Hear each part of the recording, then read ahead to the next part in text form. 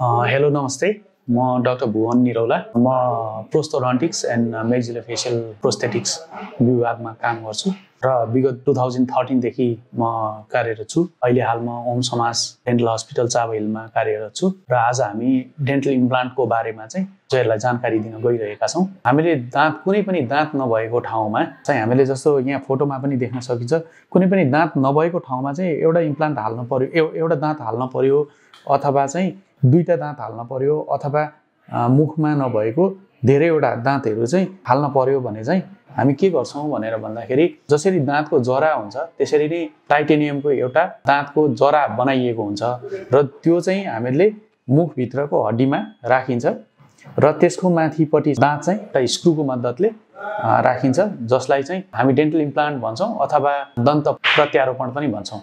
Dental implant चाहिँ के को लागि चाहिँ युज हुन्छ भनेर भन्दाखेरि एउटा चाहिँ हामीले अघि एक्सप्लेन गरिसकेका छौँ, जुन हाम्रो दाँत नभएको ठाउँमा दाँत राख्नको लागि चाहिँ फिक्स दाँत राख्न अथवा रिमुभेबल दाँत राख्नको लागि चाहिँ हामीले यो इम्प्लान्ट राख्न सक्छौँ।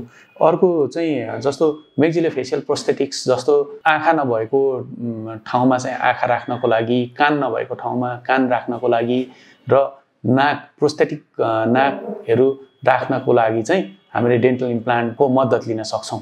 डेन्टल इम्प्लान्ट सामान्यतया चाहिँ हामीले किन लगाइन्छ भनेर भन्दाखेरि हामीले जस्तो दाँत नभएको ठाउँमा दाँत राख्न पर्यो भने चाहिँ यो लगाउने चाहिँ विभिन्न पद्धतिहरू छन्। जस्तो यसमा चाहिँ रिमुभेबल एप्लायन्सहरू जस्तो आरपिडीहरू लगाएर अथवा कास्ट पार्सियल डेन्चरहरू लगाएर हामीले यसलाई चाहिँ रिप्लेस गर्न सक्छौँ, जुन चाहिँ अलिकति अप्ठ्यारो पेसेन्टलाई चाहिँ अप्ठ्यारो महसुस हुने भएकोले गर्दाखेरि चाहिँ पेसेन्टहरू चाहिँ युजली फिक्स्डमा जान चाहिँ रुचाउनुहुन्छ।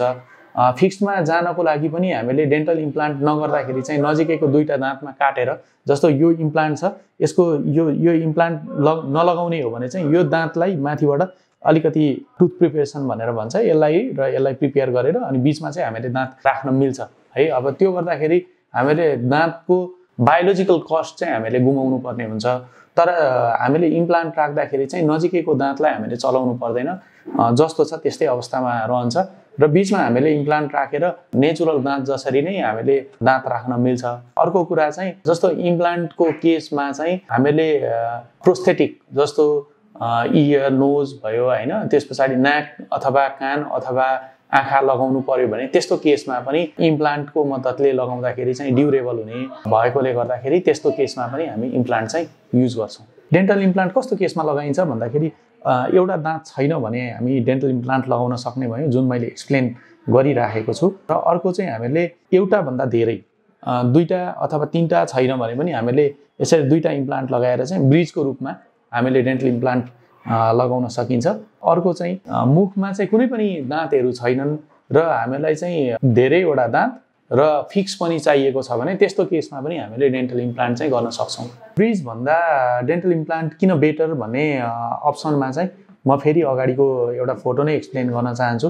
यो फोटोमा हामीले देख्न सकिन्छ हामीले चाहिँ टाइटेनियमको जरा राखेको छ है, त्यसको माथिपट्टि हामीले चाहिँ दाँत राखेको छ, जुनलाई चाहिँ तलपट्टि टाइटेनियमको इम्प्लान्टमा चाहिँ हामीले स्क्रुको मद्दतबाट दाँतलाई चाहिँ फिक्स गरिएको छ। यसमा नजिकैको दाँतलाई चलाइएको छैन, जस्तो दाँत छ त्यस्तै नै राखिएको छ, तर बिचमा भएको इम्प्लान्ट लगाउँदाखेरि जसरी हामीले नजिकैको दाँतलाई केही पनि चलाउनु पर्दैन, तर ब्रिज हाल्नु पर्यो अथवा फिक्स दाँत राख्नु पर्यो भने चाहिँ नजिकैको दाँतलाई काट्न पर्ने हुन्छ, जुन हाम्रो दाँतको बाहिरी सतह चाहिँ जान्छ र त्यस पछाडि मात्रै हामीले चाहिँ दाँत राख्न मिल्छ, जुन चाहिँ हामीले दाँत काटिसकिसकेमा मात्रै जान्छ। त्यसले गर्दा इम्प्लान्ट चाहिँ अझै बेटर अप्सन हो, किनभने नजिकैको दाँतलाई पनि हामीले चलाउनु चाहिँ परेन। यसलाई चाहिँ हामी दन्त प्रत्यारोपण भन्छौँ होइन, जुनमा चाहिँ दाँतको जराको ठाउँमा चाहिँ हामीले टाइटेनियमको जरा नै राखेको हुन्छ र माथिपट्टि चाहिँ हामीले दाँत चाहिँ स्क्रुको माध्यमबाट राख्छौँ।